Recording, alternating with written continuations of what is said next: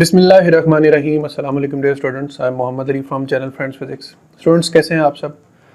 16 तारीख को Punjab text book board वाले बच्चों का एग्ज़ाम है फिज़िक्स का। तो आज का जो लेक्चर है ये आपको फाइनल रिवीजन टिप्स के बारे में है कि अब आपने फाइनली ये जो 3 दिन है, आज कल और परसों का जो दिन है 13, 14 और 15 जुलाई, इसको कैसे यूटिलाइज़ करना है, किस तरीके से आपने पेयरिंग वाले चैप्टर्स को तैयार करना है। पेयरिंग वाले चैप्टर्स करके आप मैक्सिमम कितने मार्क्स ले सकते हैं। हो सकता है बहुत से बच्चों को पेयरिंग ना पता हो, लेकिन मैं पेयरिंग को भी इस लेक्चर में इंक्लूड करके, आप बैकग्राउंड में देख रहे हैं कि एक पेयरिंग स्कीम जो है उसके मुताबिक मैंने सेटअप अरेंज किया हुआ है। तो मैं आपको एक एक पेयर के बारे में सारी इन्फॉर्मेशन दूंगा कि किस पेयर से कितने मार्क्स का पेपर आएगा, और अगर आप ये तैयारी करते हैं प्रॉपर स्मार्ट वर्क के साथ तो आप कितने मार्क्स मैक्सिमम ले सकते हैं। और इसके साथ ही आपको इम्पॉर्टेंट लॉन्ग क्वेश्चंस भी बताऊंगा कि जो लॉन्ग क्वेश्चंस आप एज अ गेस यूटिलाइज कर सकते हैं, जो पेपर में आते हैं, और उनसे आप बहुत बेनिफिट हासिल कर सकते हैं। तो स्टूडेंट्स, सबसे पहले आपके सामने मैंने यहाँ पर जो टेबल बनाया हुआ है वो टेबल चैप्टर, उसमें से आने वाले MCQs, फिर शॉर्ट और फिर लॉन्ग और न्यूमेरिकल्स। पहले मैं आपको ये टेबल समझा दूं। इस रो में, चैप्टर वाली रो में हमारे पास टोटली जो है वो चैप्टर नंबर्स लिखे हुए हैं। उस चैप्टर में से इस साल बोर्ड में कितने MCQs आने हैं, दूसरे नंबर पे MCQs मेंशन है। फिर इसी तरह कितने शॉर्ट आने हैं, और लॉन्ग प्लस न्यूमेरिकल, ये चूंकि लॉन्ग और न्यूमेरिकल कुल मिला के 8 नंबर का होता है, लिहाजा मैंने यहाँ पर 4-4 मार्क्स जो हैं वो उनको अलॉट किए हुए हैं कि 4-4 नंबरों का यहाँ पे आपके पास एक एक लॉन्ग आएगा, एक लॉन्ग एक न्यूमेरिकल। सो चैप्टर नंबर 12 और 13 इसका पहला पेयर है। 12 और 13 ये फर्स्ट पेयर है। इस फर्स्ट पेयर में से बच्चों टोटल 3 MCQs आएंगे, टोटल 7 शॉर्ट आएंगे, और आपको लॉन्ग प्लस न्यूमेरिकल जो है वो करके टोटल 8 मार्क्स मिलेंगे। यानी टोटल 25 मार्क्स का जो पेपर है वो आपका पेयर नंबर 1 में से आएगा। यानी अगर आपने इसे अच्छे से तैयार किया है, इसके लॉन्ग, इसके न्यूमेरिकल्स, इसकी एग्जाम्पल्स और इसकी एक्सरसाइज के शॉर्ट क्वेश्चंस, ये मतलब घबराने वाली बात नहीं है कि इतना कुछ मैं बोल रहा हूँ। पूरा साल फिर वही बात कि पूरा साल आपने इन चैप्टर्स को डिस्पाइट कोविड सिचुएशन आपने इनको तैयार किया है, टेस्ट दिए हैं बार बार, और शॉर्ट क्वेश्चंस भी अच्छे से तैयार किए हैं। उसके बाद दूसरा पेयर जो आता है हमारे पास वो है 14 + 15 का। 14 + 15 में से टोटल 4 MCQs बनेंगे, टोटल 8 शॉर्ट क्वेश्चंस बनेंगे, और टोटल 8 नंबर फिर से हम इस पेयर को अलॉट कर देते हैं फॉर अ लॉन्ग क्वेश्चन। तो इसमें से टोटल 28 नंबर्स का पेपर बनेगा। यानी अगर आप सेकंड पेयर के भी पूरी तरह तैयारी करते हैं, यानी उसका ना कोई लॉन्ग क्वेश्चन इंपॉर्टेंट छोड़ रहे हैं, ना न्यूमेरिकल पे कोई कंप्रोमाइज कर रहे हैं, ना शॉर्ट पर, ना एग्जाम्पल्स पर, तो आप टोटल 28 मार्क्स का जो पेपर है वो इस सेकंड पेयर में से अटेम्प्ट कर सकते हैं। उसके बाद जो इम्पोर्टेंट पेयर है हमारे पास वो 16 और 18 का है। यानी चैप्टर नंबर 16 का पेयर है 18 के साथ। अब 16 और 18 में से इसी तरह 4 MCQs आएंगे टोटल, और 6 शॉर्ट आएंगे टोटल, और फिर उसी तरह हम 8 नंबर अगर अलॉट कर देते हैं इसके लॉन्ग क्वेश्चन को, तो इसमें से हमारे पास 24 मार्क्स का पेपर बनेगा। सिमिलरली अगले 2 पेयर्स का मैं डायरेक्ट बता रहा हूं कि जो हमारे पास 17 और 21 का पेयर है, और इसी तरह हमारे पास 19 और 20 का पेयर है। 17 और 21 का जो पेयर है उसमें से 25 मार्क्स, और 19-20 वाले में से 21 मार्क्स का पेपर जो है ये बनेगा। अब हम मेन बात पर आते हैं कि मोस्ट प्रोबेबली आपने जो पेयर्स तैयार किए हैं वो 12, 13, 14, 15, 16 और 18 है। इसमें से अगर आप देखें बच्चों तो 25, 28 और 24, तो टोटल 77 मार्क्स का जो पेपर है ये आपका सिर्फ इन पहले 3 पेयर्स में से आ रहा है। Near to 80 out of 85, total 85 marks हैं पेपर के। ठीक है, यानी अगर आप पूरी डेडिकेशन के साथ ये 6 चैप्टर्स तैयार कर लें, इन पे कॉन्सेप्चुअली, इन पे किसी किस्म का कॉम्प्रोमाइज नहीं करते आप, और 100% इनके ऊपर तैयारी जो है वो एग्जर्ट करते हैं तो आप 77 मार्क्स का पेपर अटैम्प्ट कर सकते हैं। अब थोड़ी सी ये बात सुन लें कि आपने यहाँ पर तैयारी करनी कैसे। आज और कल का जो दिन है 13 और 14 आप 100% और जितना टाइम दे सकते हैं, आज के लिए कोई लिमिट नहीं है, आप ज़्यादा से ज़्यादा टाइम जो है ना वो अपना स्पेंड करें तैयारी पर और मिनिमम रिलैक्सेशन दें अपने आप को, ठीक है। ये जो 6 चैप्टर्स हैं, इन 6 चैप्टर्स को अच्छी तरह प्रिपेयर करें, कॉम्प्रोमाइज़ नहीं करना कि ये आ गया सवाल तो मैं कर लूँगा या कर लूँगी, नहीं होगा। प्रैक्टिस करके जाए, इतनी प्रैक्टिस के बाद सवाल नज़र आए और दिमाग में डेरिवेशन के डब्बे खुल जाए, इतनी प्रैक्टिस के शॉर्ट क्वेश्चन एक नज़र पढ़ा जाए और सारा जवाब आंखों के सामने हो गई। ये तो मैंने कई दफ़ा टेस्ट में लिखा हुआ। और फिर आई जस्ट गारंटी यू कि पेपर मुश्किल नहीं होगा, ये बात दिमाग में बिठा कर जाएं, पेपर आसान होगा। वही शॉर्ट जो आप टेस्ट में बारहा कर चुके हैं वही शॉर्ट रिपीटेडली आएंगे। न्यूमेरिकल्स पे जाके बच्चे पजल होते हैं, कंफ्यूज होते हैं, क्यों होते हैं? प्रैक्टिस नहीं करते। न्यूमेरिकल आया, पढ़ा, दिमाग माउफ हो गया, नहीं करना ऐसे। एग्जाम्पल्स और न्यूमेरिकल्स, एएलपी में रही कितना है, बचा ही कितना है। एएलपी में तो अच्छा खासा उन्होंने काम रिड्यूस कर दिया आपका, कुछ एग्जाम्पल्स हैं और एग्जाम्पल्स को स्किप मत कीजिएगा। एग्जाम्पल्स को स्किप नहीं करना। आज और कल का दिन आपके पास ये जितने भी लेट से आपके पास 40 आवर्स हैं या आपके पास 35 आवर्स भी हैं, तो 1 घंटे में ना एक चैप्टर बड़ी आसानी से रिपीट हो जाता है, बड़ी आसानी से रिवाइज हो जाता है, बड़ी आसानी से तैयार हो जाता है। तो 6 चैप्टर्स हैं, आप एक चैप्टर को 2 घंटे भी कर देते हैं ना, 2 घंटे भी अलॉट कर देते हैं, तो तब भी आप 12 आवर्स के अंदर अंदर 77 मार्क्स का पेपर जो है ना वो तैयार कर सकते हैं। ये बात जहन में रखनी। उसके बाद जो आपके पास बाकी बचेंगे चैप्टर्स, जैसे 17, 19, 20 और 21, 4 चैप्टर्स हैं। ये जो 4 चैप्टर्स हैं ना, इनके ऊपर आपने मेहनत करनी है 15 तारीख को।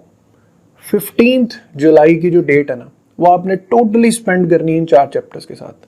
और इन 4 चैप्टर्स में आपने किन बातों को अच्छी तरह फोकस करना है। आपने इसके एमसीक्यूज, वो आप पास्ट पेपर के एमसीक्यूज भी कर लें तो बहुत हद तक आपकी सेटिस्फेक्शन हो जाएगी। फिर इसी तरह कुछ बुक्स मैंने रेफ़र की हुई हैं, कॉलेज फिजिक्स है, स्कॉलर फिजिक्स है, या इनमें जो हर टॉपिक के एमसीक्यूज बने हुए हैं, इनकी साइड इन्फॉर्मेशन जो हैं। अब ज़ाहिर बात है, चूँकि मुझे बाय रियलिटी अंदाज़ा है कि ये 4 चैप्टर्स बच्चों ने अच्छी तरह तैयार नहीं किए हुए। बहुत कम तादाद है उन बच्चों की जो इन 4 चैप्टर्स में से किसी एक पेयर को सिलेक्ट करते हैं। मोस्टली पहले 3 पेयर्स पर अपना जो है ना वो डन कर लेते हैं कि हमने ये फर्स्ट 3 पेयर्स करना है। सो इसमें से आपने एमसीक्यूज और शॉर्ट, अच्छा अब शॉर्ट पे आ जाए। इनमें जो शॉर्ट क्वेश्चन आएंगे ना, वो मोस्ट प्रॉबेबली एक्सरसाइज में से होंगे। एक्स्ट्रा अगर आ भी जाते हैं, हाँ वहाँ पे आपको प्रॉब्लम होगी, चूंकि आपने थ्योरी को अच्छी तरह तैयार नहीं किया, तो शॉर्ट क्वेश्चंस तो ऑब्वियसली प्रॉब्लम करेंगे। तो एक्सरसाइज के जो शॉर्ट आए उनको 100% अटैम्प्ट करें। एएलपी के जो एक्सरसाइज के शॉर्ट क्वेश्चंस हैं, आपने उस पर कोई कॉम्प्रोमाइज़ नहीं करना। इन 4 चैप्टर्स के कुल मिलाकर जो एएलपी के मुताबिक है मैक्सिमम 20 शॉर्ट क्वेश्चंस बनते होंगे। तो 20 शॉर्ट क्वेश्चंस याद करना कोई इतना बड़ा काम तो नहीं है आपके ज़हन दिमागों के लिए। और जो एमसीक्यूज़ हैं, एमसीक्यूज़ मैंने जब कहा कि पूरा दिन आपने इन 4 चैप्टर्स के साथ स्पेंड करना है ना बेटा, तो फिर करना है। पेपर वाले दिन कोई एक्सक्यूज़ नहीं लेकर जाना। पेपर वाले दिन पेपर में बैठकर दिमाग में कोई एक्सक्यूज़ नहीं होना चाहिए कि वो मुझे फ़लाँ मसला था तो मैं ये नहीं कर सका, मुझे फ़लाँ मसला था तो ये नहीं कर सका। ये मसले मसाइल इधर एक तरफ रख दें, करना है तो करना है। इन 4 चैप्टर्स के एमसीक्यूज़ और शॉर्ट क्वेश्चंस, इन पे कोई कॉम्प्रोमाइज़ नहीं करना। आप इस स्ट्राइक के साथ जिस तरीके से मैं बता रहा हूँ 80 मार्क्स को बहुत आसानी से टच कर सकते हैं। फिर मैंने पेपर में की हुई गलतियों के बारे में आपको बताया था कि पेपर को आपने पढ़ना ज़रूर है अटेम्प्ट करने के बाद। 2 दफ़ा 3 दफ़ा पढ़ें अपनी एमसीक्यू जो आपने थ्योरी की है। खासकर जो थ्योरी है उस थ्योरी को आपने बार बार पढ़ना है पेपर अटेम्प्ट करने के बाद। एक्स्ट्रास का भी मैं पिछले एक वीडियो में बता चुका हूँ कि अगर आपने शॉर्ट क्वेश्चंस में कोई एक्स्ट्रा क्वेश्चन करना है तो उसकी जगह छोड़ के आगे जाए, एंड पे जाकर एक्स्ट्रा काम नहीं करना। लॉन्ग में तो आपने एक्स्ट्रा करना ही नहीं है, वो तो आपने 3 के 3 लॉन्ग करने हैं, टाइम ही इतना होना है आपके पास। तो अगर आपने एक्स्ट्रास करना भी हुए तो शॉर्ट में करने होंगे, वहां पर आपने जगह छोड़ देनी है और एंड पर कोई एक आध एक्स्ट्रा शॉर्ट क्वेश्चन जो है वो कर देना। पहले पेपर के अकॉर्डिंग ही पेपर सॉल्व करना है, यानी जितने क्वेश्चंस के हैं सिर्फ उतने अटेम्प्ट करने हैं। ये बात हो गई। उसके बाद कुछ इंपॉर्टेंट चीज़ों पर आ जाते हैं। तो शॉर्ट क्वेश्चंस फिर अगेन मैं रिपीट कर रहा हूँ, आप एक्सरसाइज और एक्स्ट्राज की तवक्को लाजमी रखें, एक्स्ट्रा शॉर्ट क्वेश्चंस लाजमी आएंगे। एक्सरसाइज के शॉर्ट क्वेश्चंस की स्टेटमेंट्स को इतना रैपिडली, इतना बार बार पढ़ें कि जैसे स्टेटमेंट आपके सामने आए तो आपका दिमाग फौरन क्लिक करे इस चीज़ को और आप जो हैं वो एक्सरसाइज के शॉर्ट क्वेश्चंस को फौरन रिकग्नाइज करें और उसका आंसर लिखें। जो एक्स्ट्राज होते हैं यानी जो बुक के अंदर से शॉर्ट आते हैं, तो याद रखें वो भी आपकी नज़र से गुजरे हुए हैं, बस आपने उनको बयान करने का जो तरीका है ना वो थोड़ा सोफिस्टिकेटेड इख्तियार करना है। ऐसा नहीं है कि आंसर बस नो है तो नो लिख के ख़त्म, रीज़न देनी है और रीज़न में कोई बोंगी नहीं मारनी, प्रॉपर कॉन्सेप्चुअल आंसर देना है। दूसरी चीज़ न्यूमेरिकल्स, वो एक्सरसाइज और एग्जाम्पल्स, ठीक है, ये दोनों जो न्यूमेरिकल्स हैं कुल मिला के मैंने बताया तो कि 70 के राउंड अबाउट जो है ना वो आपके न्यूमेरिकल्स बनते हैं, ठीक है। इन दोनों चीज़ों को मिला लें, एक्सरसाइज और एग्जाम्पल्स। और न्यूमेरिकल में बेटा क्या होता है, सिंपल डाटा है। डाटा दो तरह का होता है, एक नोन होता है, एक अननोन होता है। नोन जो आपको दिया हुआ उसको लिखें और विद यूनिट्स लिखें, SI यूनिट्स में लिखें। जो चीज़ अननोन आपने फाइंड करनी है वो फाइंड कैसे होगी, फार्मूला से। फार्मूला आपको आना चाहिए। जैसे ही आपने फार्मूला लिखा उसके बाद कैलकुलेशन है। तो न्यूमेरिकल की जो 3 मार्क्स हैं वो 3 चीज़ों पे मिलते हैं। Number 1 data, number 2 calculation, number 3 answer plus unit. Paper को जब दोबारा पढ़ना है ना तो एक बात गौर से याद रखनी है, न्यूमेरिकल्स को खासकर देखना है कि क्या न्यूमेरिकल के आंसर के साथ यूनिट तो लिखना नहीं भूल गए आप। अगर यूनिट नहीं लिखा तो मार्क्स कटेंगे। ये छोटी छोटी चीज़ें हैं जो आपके मार्क्स कटवाती हैं और आप बाहर निकल के ये सोच रहे होते हैं कि जी हमने तो पेपर कर लिया, हमने तो बहुत अच्छा पेपर अटेम्प्ट किया है, लेकिन आप छोटी छोटी मिस्टेक्स करके अपने एक आप देखें एक मार्क भी आप कटवाते जाएंगे ना तो आप 80s की रेंज से 60s की रेंज में आ जाएंगे और आप अपनी तरफ से खुश फहम होंगे कि जी मैंने तो बहुत अच्छा पेपर किया। तो पेपर में कोई गलती नहीं छोड़ के आनी, बार बार पढ़ के आना। और अगर 3 घंटे का पेपर है ना तो आपने 3 घंटे से पहले एग्जामिनेशन हॉल से उठना नहीं है if you want to have good marks. फिर इसके बाद इंपॉर्टेंट लॉन्ग क्वेश्चंस पर आ जाएं। तो इंपॉर्टेंट लॉन्ग क्वेश्चंस में बच्चों जो हम प्रेफर करेंगे ना, चूंकि हमने 12, 13, 14, 15, 16 और 18 का पेयर करना है तो मैं इनके क्वेश्चंस को ज़रा सामने फ्रंट पर ले आता हूँ। तो देखिए चैप्टर नंबर 12 से जो सवाल मैंने पहले भी इंपॉर्टेंट लॉन्ग क्वेश्चन पेयरिंग्स किए मैं बता चुका हूँ। इलेक्ट्रिक फ्लक्स है, इसी तरह गॉसेस लॉ है, इलेक्ट्रिक पोटेंशियल है, कैपेसिटर है। ये जो टॉपिक्स लिखे हैं ना ये पूरे पूरे करने हैं, इनमें कोई चीज़ छोड़नी नहीं है और ये आसान टॉपिक्स हैं। आप मैं फिर कह रहा हूँ टेस्ट में कई दफ़ा इनकी डायग्राम्स अच्छी बनानी, प्रॉपर डेफिनेशन लिखनी है। टॉपिक को कोशिश करें साफ़ सुथरा लिखें, राइटिंग नहीं भी प्यारी तो कम से कम आप मार्जिन लाइंस, डेकोरेशन इस तरह की कर लें कि आपकी राइटिंग जो है ना उस पर सिंप्लीफाइड हो जाए। चैप्टर 13 है तो Ohm's law, resistance, resistivity, Wheatstone bridge और पोटेंशियोमीटर। ये 4 सवाल हैं जो बोर्ड में बारहा आए हुए हैं और आई एम होपफुल कि आपको जिसमें से भी लॉन्ग क्वेश्चन आया तो उम्मीद है इंशाल्लाह कि इन्हीं जो है ना टॉपिक्स के अंदर से आएगा। फिर चैप्टर 14 और 15 पे आ जाए।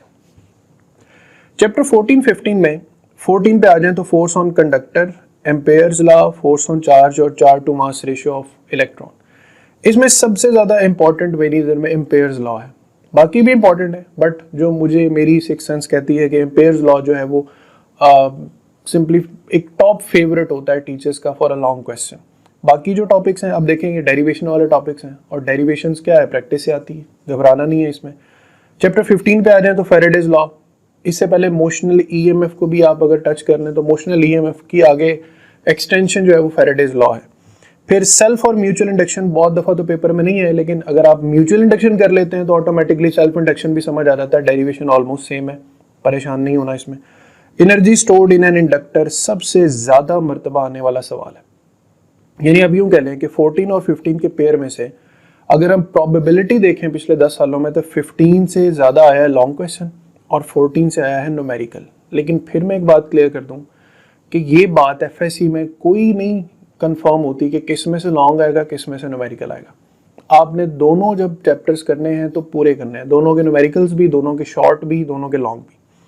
चैप्टर 16 और 18 पे आ जाएं तो AC through capacitor and inductor, RLRC series और RLC series resonance and parallel resonance. ये जो रेजोनेंस सर्किट है इसमें ये टॉप फेवरेट है, लेकिन चूंकि ये दोनों भी पेपर्स में आए हुए हैं तो लिहाजा इन तीनों सवालों पर कोई कॉम्प्रोमाइज नहीं चाहिए।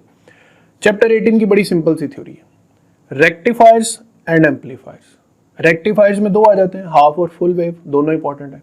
एम्पलीफायर्स में 2 आ जाते हैं, एक ट्रांजिस्टर एज एन एम्पलीफायर आता है और ऑपरेशनल एम्पलीफायर, उसमें इन्वर्टिंग और नॉन इन्वर्टिंग दोनों आ जाते हैं। तो आपका लॉन्ग क्वेश्चन 100% प्रोबेबिलिटी है कि वो रेक्टिफायर्स और एम्पलीफायर्स में से आएगा। बाकी पेयर्स के भी मैं इंपॉर्टेंट बता देता हूँ। चैप्टर 17 से elastic limit and yield strength, strain energy और energy band theory. Energy band theory वो सवाल है जो चैप्टर 17 में सबसे ज़्यादा दफ़ा है। चैप्टर 21 के साथ इसका पेयर है तो radio activity, half life, detectors, fission और फ्यूजन। डिटेक्टर्स में तीनों डिटेक्टर्स आ जाते हैं, जीएम काउंटर भी, विल्सन क्लाउड चैम्बर भी और सॉलिड स्टेट डिटेक्टर भी। इसमें सबसे ज़्यादा इंपॉर्टेंट बच्चों जो मेरी नज़र में है वो हाफ लाइफ का टॉपिक है, फिशन और फ्यूजन रिएक्शन का टॉपिक है। ये दो बड़े इंपॉर्टेंट टॉपिक्स हैं। चैप्टर नंबर 19 और 20 के पेयर पे आ जाए तो 19 में photo electric, Compton, wave nature of matter, Heisenberg uncertainty principle. ये वेव नेचर ऑफ मैटर है, इसमें डेविसन जर्मर एक्सपेरिमेंट दोनों आ जाते हैं।